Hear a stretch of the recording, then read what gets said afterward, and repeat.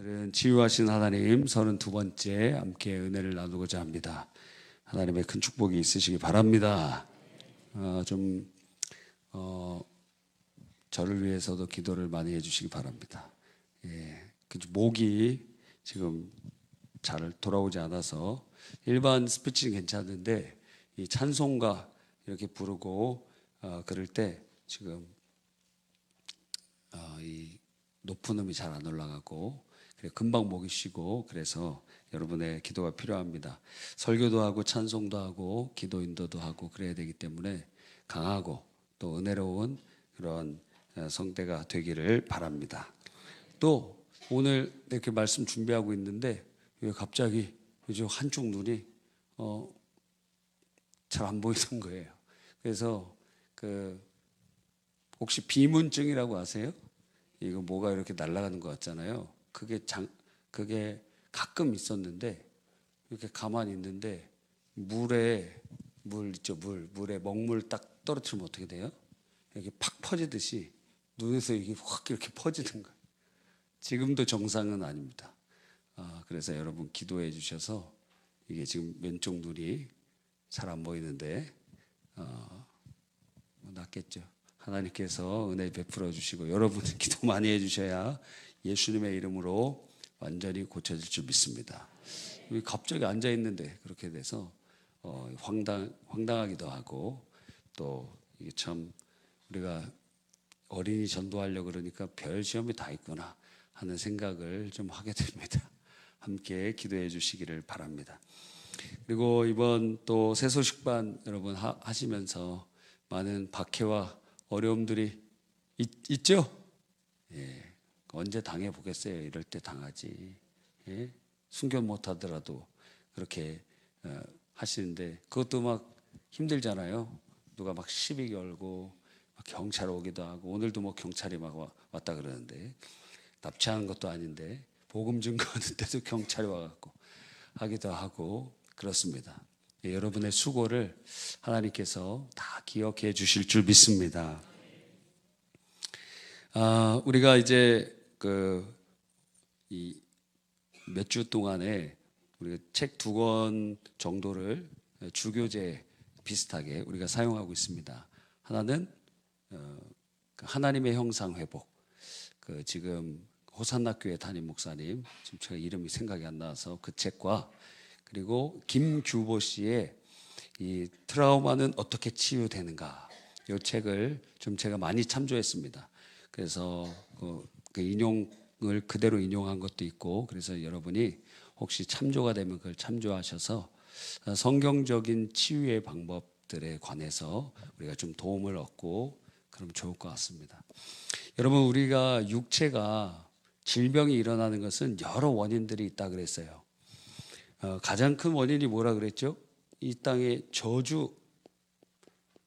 저주가 죄로 인해서 저주가 찾아왔기 때문에 이 세상에 질병이 찾아왔습니다. 원래는 에덴 동산에는 그런 게 없었어요.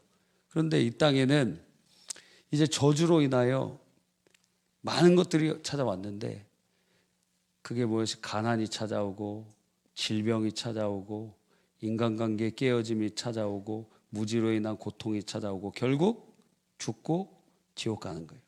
그래서 인생은 무엇이냐? 비참한 고난이고 파멸과 고통이 있는 삶이고 참으로 이 세상은 자세히 살펴보면은 참 어렵습니다. 고통이에요. 슬픔이에요. 이 저주로 인해서 인생 가운데 질병이 찾아왔고 우리는 연약하고 그 질병을 때문에 고통당하다가 죽고 그러는 것입니다. 어제 제가 저희 아내와 창원에 갔다 왔습니다. 창원에 저기 우리 교회 몇 번 오셨던 김구현 목사님 아세요? 김구현 목사님 이제 어머니가 돌아가셔갖고 창원에 KTX 타고 갔다 왔는데 가자마자 그냥 거의 왔다고 봐야죠. 그렇게 갔다 왔는데 그분 어머니도 한 11년 정도 병치를 하셨다 그러더라고요. 83세인데 한 72세부터 그러니까 계속 아프신 거예요. 11년 동안 그렇게 아프시면서 한 번 병원 입원하면 막 600만 원씩 나가고, 형제들이 많이 있지만 그래도 굉장히 어렵고, 그래서 이제는 집도 팔아야 되는, 그 부모님의 집을 팔아서 그걸로 병원비를 할 수밖에 없는 상황에, 지금 아버님도 살아계신데 그러한 어려움 가운데 돌아가셨다고 얘기하시더라고요. 우리의 인생이 질병이 찾아오는 것입니다. 저도 그냥 갑자기 앉아있는데 눈이 한쪽이 안 보이니 이게 제정신이 아니라, 그렇죠. 그래서 예전에 그 어떤 영상에 보니까 이 한쪽이 위에서부터 아래로 이렇게 까맣게 이렇게 보이면은 뇌질환으로 인하여 눈이 안 보이는 거라 빨리 가야 돼. 만약 그렇지 않으면은 죽을 수도 있습니다. 근데 이제 눈과 관련되어 있는 여러 가지 질병들이 많잖아요. 그런데 이러한 수많은 저주로서 질병이 우리에게 찾아왔다는 거예요. 아프지 않은 사람이 없어요. 뭐 조금이라도 다 아파요. 우리 아프지 않는 애들, 여기 앞에 있는 우리 학생들, 그 학생들 중에서도 초등생들, 이미 고등학교 되면은 벌써 허리 아픈 애들 생겨요. 공부 막 이렇게 해갖고 목 디스크도 생기고, 또 물론 요즘엔 초등학생들도 생길지 모릅니다. 왜? 게임 하도 많이 해갖고 막 이 터널 증후군 생기기도 하고, 또 목 디스크 이렇게 돼갖고 막 이렇게 되기도 하고, 너무 많이 봐갖고 눈도 나빠지고 그럴 수도 있을 것 같아요. 그러니까 우리의 사는 이 세상이 질병이 너무 많습니다. 너무 많은 사람들이 아파하고 힘들어합니다. 그런데 문제는 무엇이냐면, 이 저주로 인해서 이 질병이 찾아왔고, 이 세상도 우리가 살기에 적합하지 않은 참 어려운 환경들이 있고, 그리고 여러 가지 먹는 거, 뭐 여러 일들이 복합적으로 질병을 발생합니다. 사단의 역사도 우리에게 질병을 주기도 하고, 또 기타 여러 가지가 있어요. 그래서 귀신파 이단들은 모든 질병이 마귀로부터 온다고 하기 때문에 이단의 모습 중에 하나예요. 모든 예수님께서 질병을 고쳐주실 때 다 귀신 쫓으신 게 아니에요. 질병을 고치는 게 있고, 질병인데 귀신을 쫓으신 게 있고, 그래서 그 원인이 다르고 하다는 것을 알려주시는 것입니다. 근데 이러한 것들로도 질병이 많은데, 문제는 마음이 상해서 그 마음이 상한 것이 병으로 찾아옵니다. 대표적인 게 뭐죠? 화병.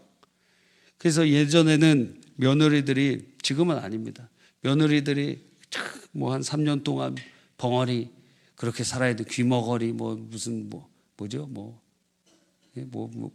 하여튼 그런 게 있어요. 참으라는 거예요. 그래서 그 참았다가 언제 갚아줘요? 자기가 며느리 볼 때 갚아주는 거예요. 그게 대대로 전승되는 저주에, 그게 시집살이 한 것을 그걸 승화시켜야 되는데, 그게 아니라 갚아주는 거. 몇 배로 막 갚아주고, 악이 악을 낳고, 그렇게 되는 모습을 봅니다. 그리고 참다가 화병이 나는 거예요. 그래서 막 심장질환이 있고, 그게 그 우리나라 그 무슨 병 그 정리해 놓은 걸 보니까 화병이란 게 들어가 있더라고요. 심장 세종병원에도 가보니까 거기 화병에 관한 설명이 이렇게 나와 있더라고요. 마음이 질병에 걸리면, 마음이 상하면 치유되지 않은 상처들이 우리의 육신의 질병을 가지고 올 수도 있습니다. 그래서 여러분의 마음 가운데 주님이 주시는 치유와 은혜가 있을 때, 여러분의 마음의 질병도 고쳐질 뿐만 아니라 여러분의 육신의 질병도 고쳐질 수 있다라는 거예요. 우리 처음에 말씀드렸던, 몇 주 전에 말씀드렸던 예 있잖아요. 그분이 이제 삼성에 취직해서 살아가고 있었는데 아내가 점점 말라가서 어때요? 말기 암 환자가 되었어요.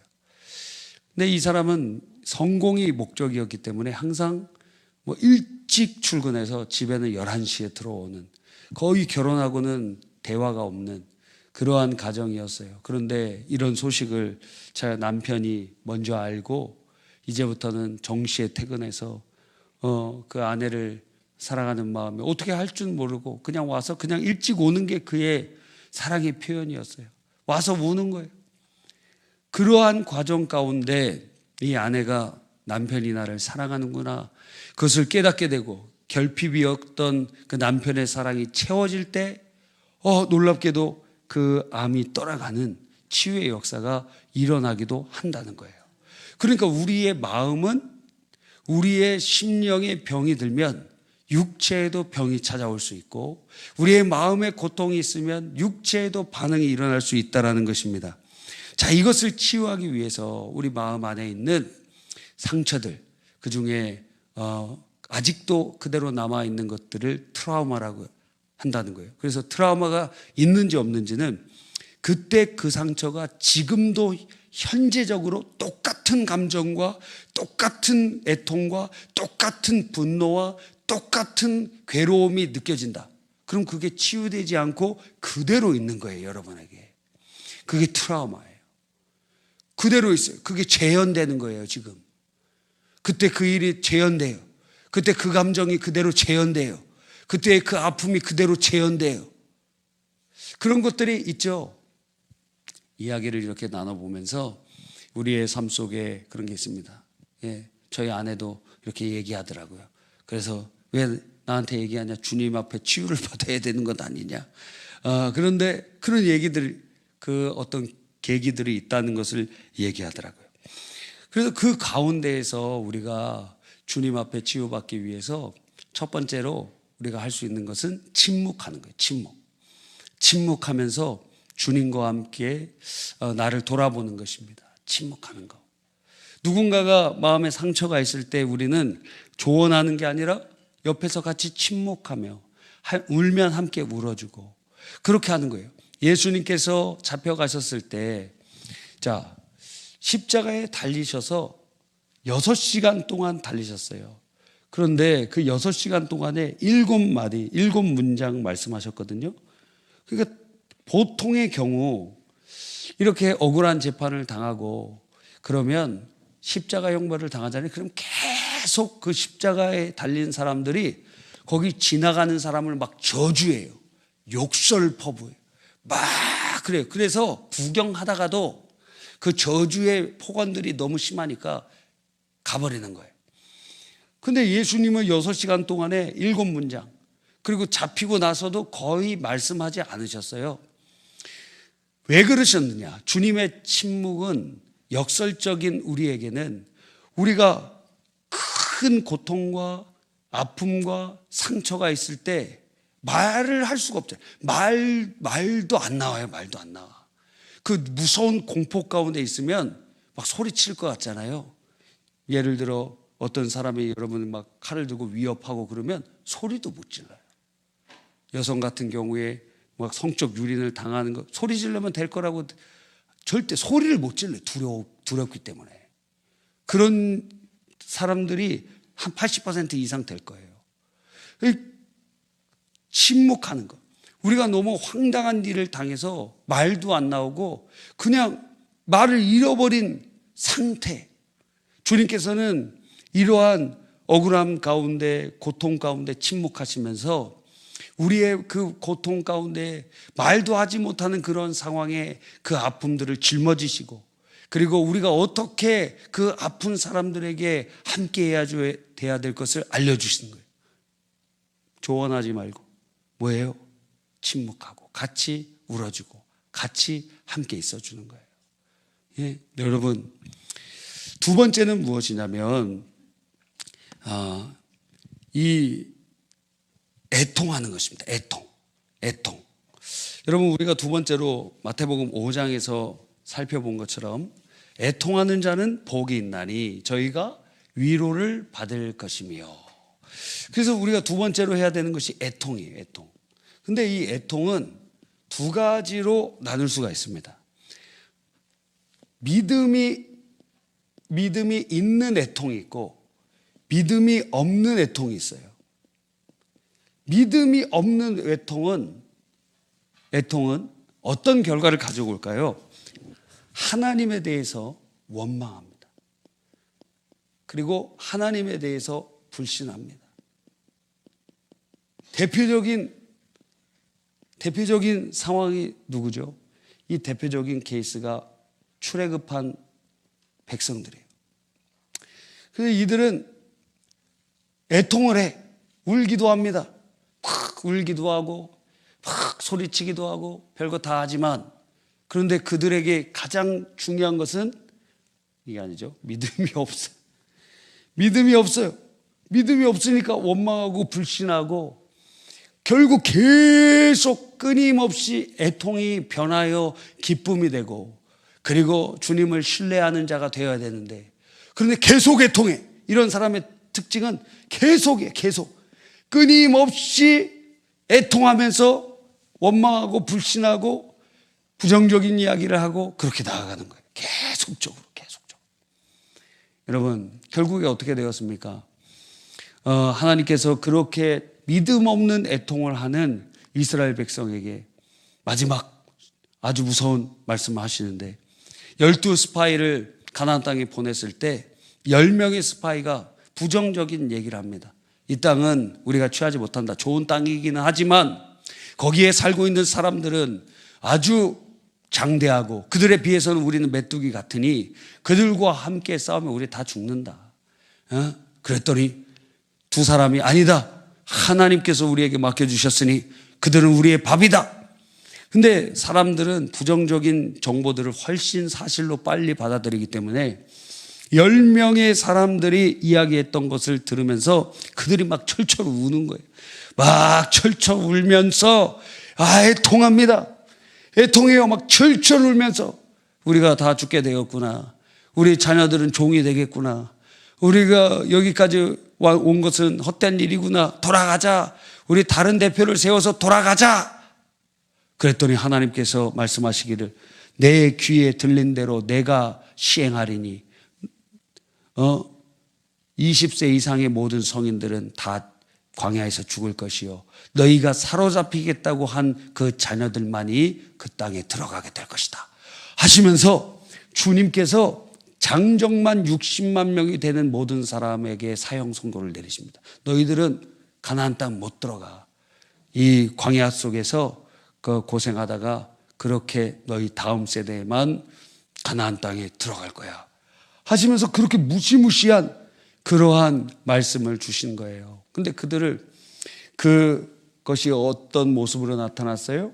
믿음 없는 애통으로 나타났다는 거예요. 그런데 믿음 있는 애통은 어떤 것이냐?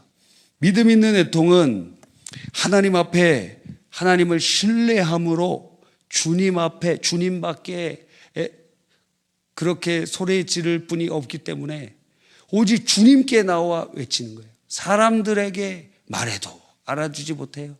사람들에게 얘기해도 공감하지 못해요.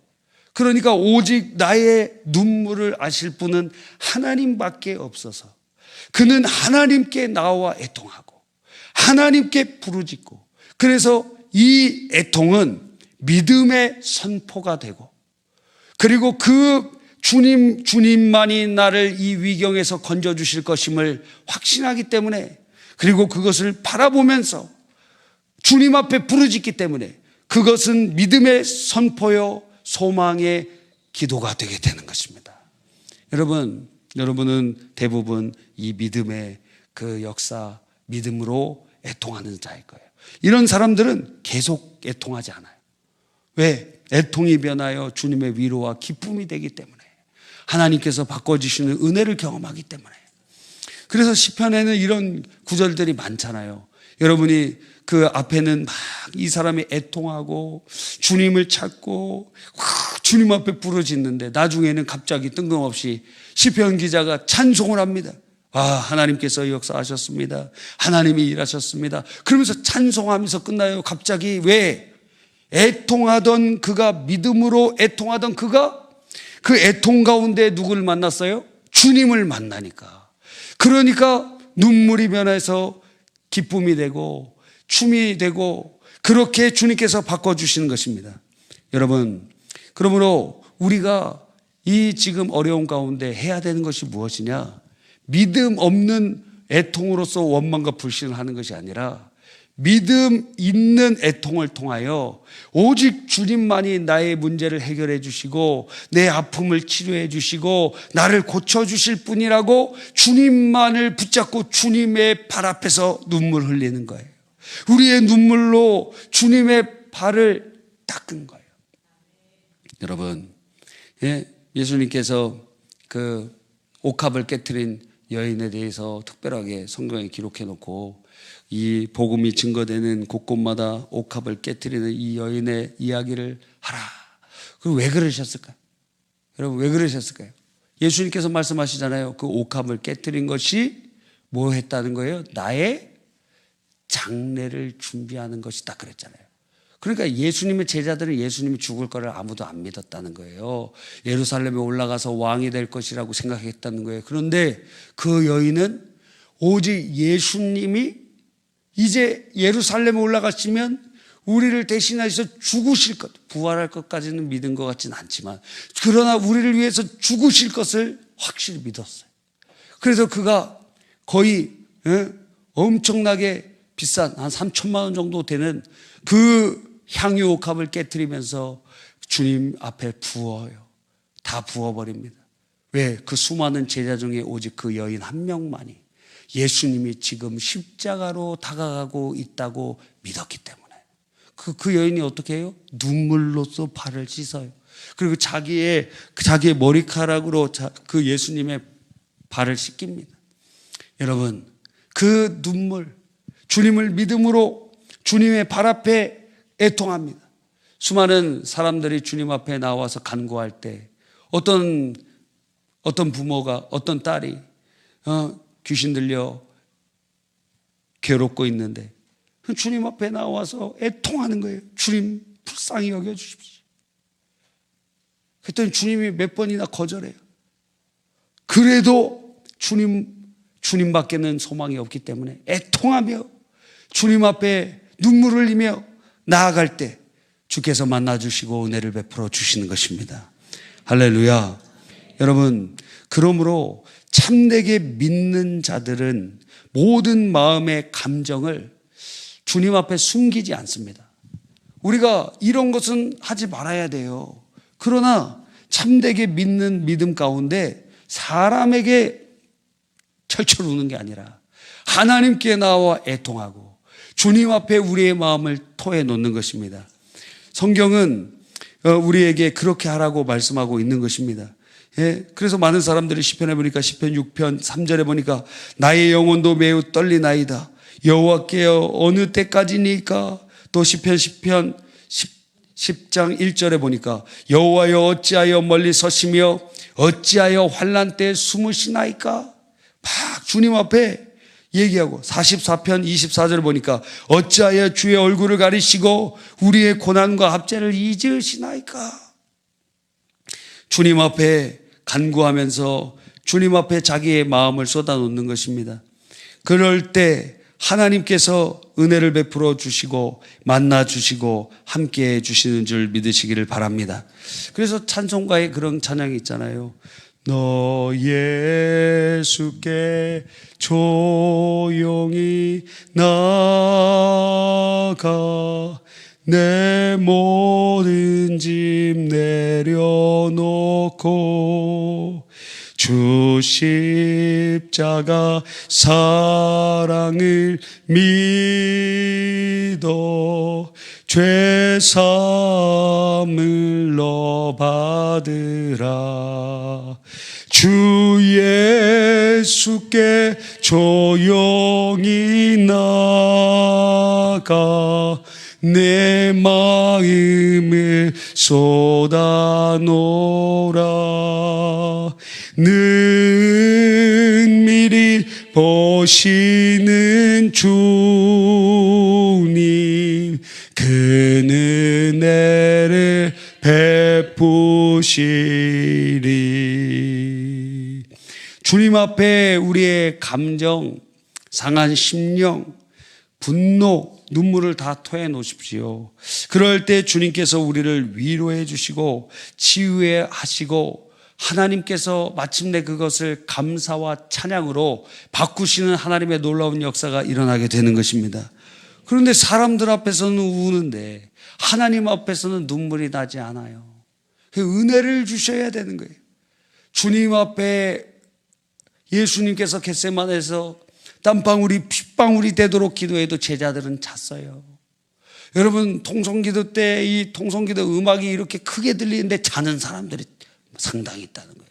앞에 있다고 제가 얘기하진 않겠습니다. 통성기도가 이렇게 있는데 자, 이게 정상인가? 예? 그 귀는 열려 있잖아요.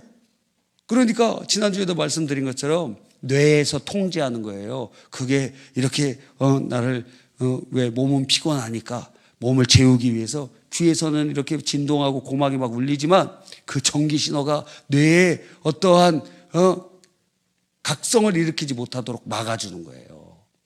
그러니까 우리가 이런 경험이 많잖아요. 그렇잖아요. 잘 수가 없어요. 어떻게? 그러니까 갓난 애기들 이렇게 데려오면은 막 시끄럽고 놀랄 것 같잖아요. 절대 안 그렇습니다. 애들이 다 통성기도회자예요. 이야, 대단하다고 할 수 있어요. 그러니까 주님 앞에 울 수 있는가? 예? 주님 앞에 울 수 있다면 여러분에게는 아직 소망이 있는 것입니다. 맨날 울면 안 되겠지만 주님 앞에 문제가 있을 때 주님 앞에 애통할 수 있다는 거.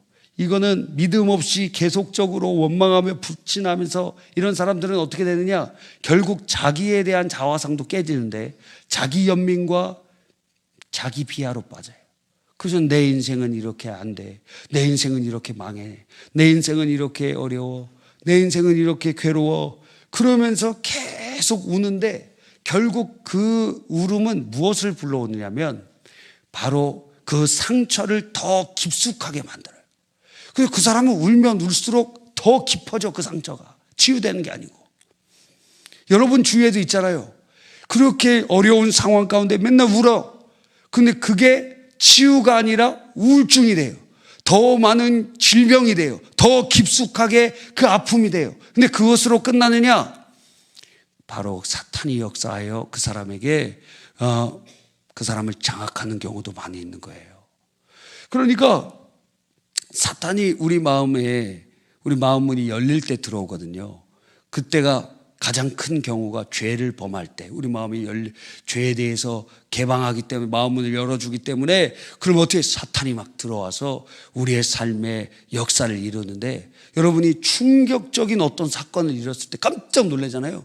갑자기 놀랐을 때 마음을 지키지 못했을 때 사단의 역사가 일어나는 경우도 있어요. 그래서 어떤 사고를 통해서 너무 깜짝 놀랐을 때 그럴 때 어떤 사람에게 악한 영의 역사가 일어날 때도 있어요.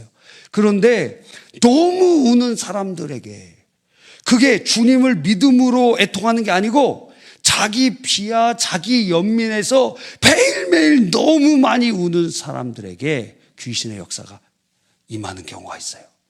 우는 소리만 들어봐도 알잖아요, 여러분이. 예? 어떤 장례식장에 가보니까 그 상주들이 막 웃고 떠들다가 저거 오니까 오 그러고 있더라고요. 옛날 그 유교식으로 그런가 봐요. 그 상주들이 남자분들이 막 이렇게 노란 그런 배옷을 입고 이렇게 하면서 오 아이고 막 이러면서 그래요. 오랜만에 봤어요. 그렇게 연기하는 거. 메소드 연기도 아니었어요. 하여튼 그러니까 이 자리에 있는 사람이 있다면 여러분 지금 어디에 있는지 살펴봐야 돼요. 여기에 있으면 그 애통은 여러분의 상처를 더 공고화시키고 쓴뿌리가 더 깊게 내려갈 것이고 사탄이 여러분에게 역사하는 통로를 열어줄 수 있습니다. 그러나 하나님을 믿음으로 오직 주님만이 나의 구원이시요 주님만이 나의 소망이 되신다고 믿으며 주님 앞에 눈물 흘리는 자는 주님께서 거저보내지 않으시고 주님께서 건져주시고 은혜 주신다는 것입니다. 주여 나를 불쌍히 여겨주십시오.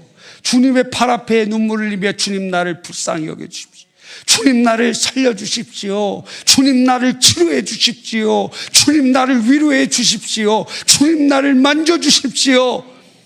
여러분 완전히 다른 거예요. 같이 울지만 한 사람은 마침내 그것이 위로받고 주의 축복 가운데 회복되지만 그런데 이 사람은 계속 울다가 그 인생은 망하게 되는 거예요. 아멘입니까? 자, 그러므로 우리는 하나님 앞에 믿음으로 애통하는 자가 되고 결국 이것은 하나님의 형상을 회복하는 한 방편이 되기도 한다는 거예요. 애통하는 자는 복이 있다고 말씀하셨기 때문에 내가 주님 앞에 애통할 수 있는가? 주님 앞에 울 수 있다면 여러분은 큰 은혜를 받은 사람입니다. 눈물이 말라서 1년 지나고 2년 지나고 한 10년 지나고 나는 교회에서 울어본 적이 없다. 그런 사람한테 제가 알려드릴게요. 한 7일을 금식하면 저절로 울어져요. 기도하면 그냥 눈물이 나요. 제가 간증하는 거예요. 7일 금식을 하고 눈을 감고 기도하는데 기도할 때마다 눈물이 나더라고요. 배가 고파서 그런 게 아니에요. 눈물이 나. 그냥 저절로 눈물이 나. 지금은 눈물이 안 나요. 예? 하나님의 말씀을 증거할 때 눈물이 나. 지금은. 근데 여러분의 마음이 삭막하고 기도할 때 울고 싶다. 억지로 이렇게 울지 말고 이렇게 하면 귀신 역사 들어요.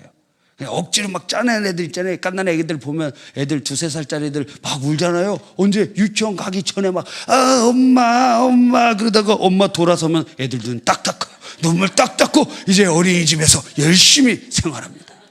예. 애들이 얼마나 그런지 몰라요. 다 속으면 안 돼. 예. 남자들도 속으면 안 돼. 예. 여자들 막 울어갖고 그만 너밖에 없어.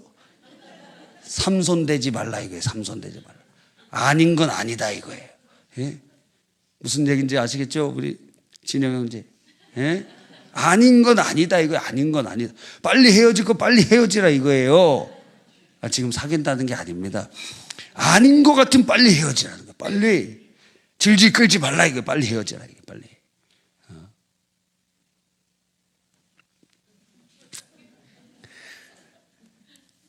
예수님께서도 이 모범을 보여주셨죠. 겟세마네 동산에서 땀방울이 핏방울이 되도록 애통한 기도하시고, 그리고 십자가상에서도 주님 애통하시게 자신의 감정을 표현하시는데 시편 22편을 암송하시면서 엘리 엘리 라마 사박다니 나의 하나님 왜 나를 버리시나이까. 애통하면서 주님 앞에 부르짖다. 왜 나를 버리셨나이까. 하나님 아버지와 항상 동행하시는데 십자가에서는 지금 모든 사람의 죄를 짊어지는 하나님의 어린 양으로 지금 십자가에 못 박혀 돌아가시기 때문에 아버지께서 아무 말씀하지 않으시는 거예요. 겟세마네 동산에서도 주님께서 아무 말씀 안 하세요. 여러분, 응답에는 5가지가 있다 그러잖아요. 성장반 교재에 잘 정리해 놨는데, 여러분, 기도의 응답에 첫 번째가 뭐가 있습니까? 예, 주님께서 들어주시겠다는 거예요. 예스. 예, 두 번째는 뭡니까? 예, 기다려라. 왜요? 여러분이 받을 준비가 안 됐어요. 비유를 제가 똑같은 비유를 많이 들었죠. 어떤 아이가 이번 흑백요리사인가 맞나? 예, 맞아요? 저는 이렇게 트렌드가 되는 건 보고 싶지 않더라고요. 예. 반대되는 성향을 갖고 있다. 요즘 막 유행되는 거는 막 오히려 보고 싶지가 않아. 막. 예. 왠지 시류에 끌려가는 것 같고. 그렇잖아요. 막 사람들이 막 저 우영우도 안 봤어요? 예. 사람들이 많이 보니까 더 보기 쉽지 않더라고. 또 뭐가 있나요? 뭐가 있죠? 재벌집 막내 아들. 그런 것도 안 봤어요? 예. 볼 시간도 없지만 사람들 다 보면 보고 싶지 않아. 안 보는 거 막 그런 거 보고 싶어. 자, 그러니까 어떤 애가 흑백요리사 맞아요? 제목이? 맞아요? 흑백요리사 그걸 보면서 저는 요리사가 되겠습니다. 6살짜리가 제 생일에 소원이 있는데 사시미 칼 세트를 선물해 주십시오. 자, 6살짜리가 그렇게 되면 부모가 선물해 줄 수 있습니까? 그거 잘못하면 손가락 그냥 피가 나고 큰 상처가 입을 수 있잖아요. 뭐가 안 됐어요? 준비가 안 됐어요, 걔는. 근데 이제 고등학생 이거 요리학원 다니고 그런 애가 이번에 요리 도구가 필요한데 그 칼 세트 좀 사주십시오. 그러면 부모님이 이제 사줄 수 있지. 준비가 되어 있기 때문에. 또 기도의 양이 차지 않았을 경우도 있어요. 아구까지 물을 채워라. 정결례통에 여러 통들이 있었는데 거기에 물을 아구까지 채우고 그 다음에 물을 떠다가 갖다 줘라. 물이 변하여 포도주가 되었어요. 언제까지? 아구까지 채울 때. 그렇죠. 또 하나님의 때가 아니에요. 지금 나는 지금 원하는데 하나님의 때가 아닌 거예요. 그때는 기다려야 됩니다. 기다려야 돼. 기다려라. 주님께서 기다리라고 하세요. 아직 때가 아니다 이거예요. 때가 아니다. 세 번째는요. 주님께서 그건 안 된다. 안 된다는 것도 응답이에요. 주님께서 거절하시는 응답이에요. 네 번째는 무엇일까요? 내가 한다. 오늘 너희는 가만히 있어. 내가 하겠다. 주님께서 홍해 사건을 하실 때 우리가 큐티할 때 살펴본 것 아닙니까? 내가 하겠다. 와, 너무 좋죠. 너희는 가만히 있어. 내가 하나님 됨을 알지어다. 내가 일할 것이다. 와, 이랬으면 좋겠습니다. 그런데 다섯 번째는 뭐냐면 네가 하라. 네가 하라는 거예요. 우리가 하라는 거예요. 이때는 특징이 무엇이냐면 응답이 없어요. 그리고 본인이 뭘 해야 될지 알아. 본인이 알아. 지금 본인이 아는데 그거 하고 싶지가 않아요. 예수님께서 십자가 지셔야 되는데 알아요. 그것 때문에 오신 줄 알아요. 그런데 이 잔을 내게서 옮겨주시옵소서. 아버지께서 반응하십니까? 무응답이. 아버지께서는 하나님의 뜻은 이미 정해져 있어요. 그래서 그 십자가를 져야 돼. 그러니까 여기는 이미 응답이 지워져 있는 거예요. 다른 응답을 원하니까 응답이 오지 않는 겁니다. 분명히 여러분에게 거절할 수 없고 확실한 하나님께서 미션과 명령을 주신 것이 있는데 그것을 벗어나고 싶어요. 그러면 아무리 기도해도 결과는 네가 하라 이거예요. 네가 하라. 그때는 아무런 응답이 없습니다. 뭐 땀방울이 핏방울이 되도록 기도해도 하나님 아버지의 응답이 없어요. 십자가에서 주님께서 엘리 엘리 라마 사박다니 하셔도 아버지의 음성이 들리지 않아요. 왜? 예수님이 십자가에 못 박혀 죽으시는 것이 아버지의 뜻이기 때문에. 그러니까 응답이 없어요. 뜻은 정해졌기 때문에. 네가 하라. 그러니까 얼마나 우리에게 주님께서 이렇게 요청하실 때가 있습니다. 네가 하라. 여러분, 하나님께서 우리에게 기도하게 하실 때, 애통하면서 우리가 주님 앞에 기도할 때, 근데 주님께서 너 기다려. 네가 하라. 눈물로 주님 앞에 애통하면서 기도할 때, 그런데 놀랍게도 아주 특별한 예외를 제외하고는 예수님과 같이 그렇게 구원의 역사를 이루고 아주 특별한 예외가 아니고서는 애통하며 주님 앞에 간구하는 자, 특별히 지저스 프레이라고 얘기하죠. 그리스 정교회에서 가장 많이 하는 기도라고 할 수 있는데 이게 무엇이냐면 예수 기도라는 거예요. 그건 예수님이 가르쳐 주신 기도가 아니라 예수님께 응답받은 기도예요. 이건 다른 게 아닙니다. 예수님 나를 불쌍히 여겨주십시오. 주님 나를 불쌍히 여겨주십시오. 나를 긍휼히 여겨주십시오. Mercy on me. 나를 불쌍히 여겨주십시오. 주님 나를 불쌍히 여겨주십시오. 그래서 주님 앞에 동안 그 사람은 놀랍게도 복음서의 모든 사람이 다 응답받았어요. 그래서 그 기도를 Jesus Pray라고 합니다. 주님 나를 불쌍히 여겨주시옵소서. 여러분, 오늘이 그런 날이 되기를 바랍니다. 주님 나를 불쌍히 여겨주십시오. 주님 나를 긍휼히 여겨주십시오. 주님 나를 불쌍히 여겨주십시오. 주님 나를 살려주십시오. 주님 나를 치료해 주십시오. 할렐루야. 여러분, 이렇게 하나님께서는 우리의 애통을 들으시고 그리고 그 애통 가운데 주님도 같이 어떻게 하세요? 우리가 막 애통하여 주님 앞에 부르짖으면 아버지의 우편에 계신 예수님께서 우리의 그 애통의 기도를 받으셔서 함께 기도해 주시고 우리 안에 계신 성령께서는 말할 수 없는 탄식으로 우리를 위하여 함께 기도하시는데 어느 때 보니까 애통으로 내가 기도하는 줄 알았는데 나중에 보니까 우리 마음이 뜨거워지면서 우리 안에 계신 성령으로 기도하게 되잖아요. 여러분이 느껴지잖아요. 이게 내가 기도하는 게 아니구나. 내 안에 계신 성령이 역사하시고 계시는구나. 알아지잖아요. 마음이 막 뜨거워지면서 눈물이 쏟아지면서 성령이 우리 안에서 간절히 간구하도록 그분의 그 기도가 우리의 입술 속에 나타나도록 주께서 역사하고 계시는 것입니다. 할렐루야. 그러므로 이 애통은, 지금 이 믿음이 있는 이 애통은 하나님께서 우리의 마음의 상처들을 치유하는 한 방편으로 사용하신다는 거예요. 그래서 기독교 윤리학자 알레 버이는 이렇게 얘기했습니다. 애통은 고난 중에 하늘의 역사를 기대하는 음성이다.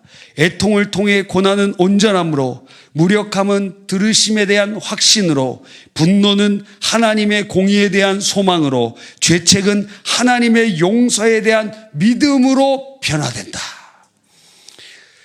결국에는 하나님께서 이런 일들을 이루어 가시는 것입니다. 애통 자체는 고통스러운 일이지만 애통을 통하여 우리가 주님의 발 앞에 눈물 흘리게 되고, 주님 앞에 내 눈물로 주의 발을 씻기고, 그리고 내 머리털로 주님의 발을 닦으며 오 주님의 은혜를 간구하는 그런 사람이 되게 된다는 거예요.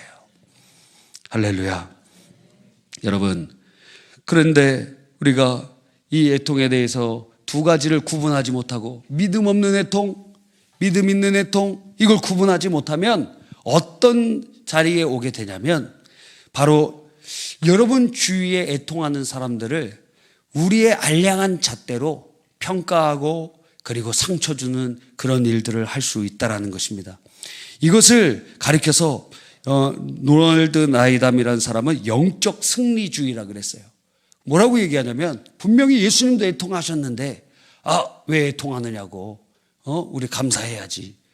맞아요, 감사해야지. 그런데 감사가 가기 전에 하나님은 우리가 무인격적 감사 기계가 되기를 원하지 않으세요. 범사에 감사해야죠. 근데 그 범사에 감사로 가는 과정에 우리의 그 안에 있는 아픔과 슬픔과 그것을 토설하는 과정이 지나가야 돼요. 지나가야 돼. 여러분, 그러니까 어떤 영적 승리주의가 다른 사람을 죽이는 거예요. 당신, 그러면서 나도 아픈데도 나는 괜찮은 척합니다. 나도 치유된 척합니다. 나도 주님 안에서 나는 모든 게 다 해결된 척합니다. 오바의 그런 사람들. 그러면서 다른 사람들을 정죄하고 판단하게 되는 것이죠. 그렇게 되면 자기도 망가지고 그 사람도 망가지게 돼요. 여러분, 그래서 그 김규보 씨는 만약 이런 영적 승리주의의 태도를 계속 범하면 어떻게 되느냐? 진짜 감정은 억압되고 그 깊이가 깊어질수록 스스로의 감정에 무뎌지면서 결국 정서적으로 메마른 사람, 정이 없고 공감하지 못하는 사람이 되어간다. 자기 감정도 무시하고 타인의 감정도 배려하지 않고 그런 상태가 돼서 정서적으로 공허함과 관계적인 단절에 이루어지기도 하는 것입니다. 이런 상태가 점점 지속되면 자기의 감정도 억압하고 다른 사람의 감정도 안 받아주니 그래서 그 상태가 우울이나 중독이나 자기 파괴적인 행동, 막 자해를 하거나 또 공격적인 태도로 그렇게 나타난다는 거예요. 그러니까 이거는 그대로 있기 때문에, 상처는 그대로 있는데 있는 척만 하니까 어느 순간 누군가가 그걸 건들면 그게 막 폭발하는 거예요. 어느 순간 신앙생활 잘하는 줄 알았는데 이 사람이 어떤 중독에 빠져 있는 거예요. 겉으로는 멀쩡한데 교회에 목회자고 중직이고 그렇게 열심히 하는 사람 같은데 어떤 것에 중독에 빠져 있고, 왜? 자신의 내면 안에 있는 것을 그냥 덮어놓고 나는 괜찮다고 얘기하고 그렇게 영적 승리주의에 있기 때문에 그렇습니다. 그러면서 다른 사람들에 대해서 무시하고 상처 주고 그러는 거예요. 당신 믿음이 약해서 그렇다고. 당신 믿음 있으면 그럴 수 있느냐? 함께 울어주지는 못한 망정 평가하고 정죄하고 판단하고 하는 모습들이 우리에게 있다라는 거예요. 여러분, 그렇다면 우리는 어떻게 해야 되겠습니까?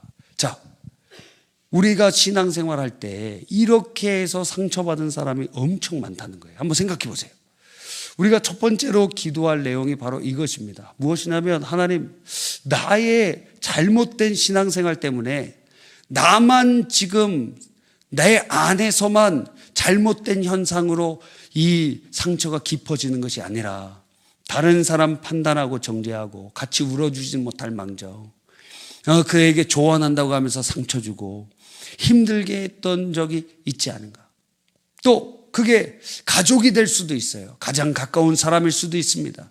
특별히 믿음이 좋다라고 하는 이번 철야에 나오신 여러분과 같은 사람들이 바로 그러한 실수를 할 확률이 굉장히 높습니다. 나는 믿음이 좋으니까. 당신은 믿음이 적은데 당신 믿음이 적어서 그래. 당신 기도해봐. 아니 지금 주님께서는 같이 울어주라고 하시잖아요. 애통하는 자와 같이 애통하고 같이 눈물 흘려주고 그래야 될 것 아니에요. 그가 주님께로 사람에게 우는 자가 아니라 주님의 발 앞에 나와 눈물 흘린 자가 되도록 인도해 줘야 될 것 아니에요. 그런데 그런 과정이 전부 생략된 채로 결과만을 얘기하니 그것은 오히려 상처가 되는 경우가 많이 있다는 거예요. 그게 이제 저 같은 사람이 그런 일을 많이 할 수 있어요. 지도자들이 그렇게 많이 해요. 바른 말만 하니까. 그죠? 바른 말만 합니다. 저도 바른 말만 하다 보니까 상처 입는 사람이 엄청 많아요. 근데 우리 가운데 그러한 성향으로 많은 사람들을 상처 입혔던 사람이 있습니다. 주님께서는 말씀하시잖아요. 너희가 저 작은 사람 한 명만 시험 들게 해도 연자맷돌을 메고 바다에 빠져 죽는 것이 오히려 낫다. 자, 우리 이 시간 함께 기도합시다.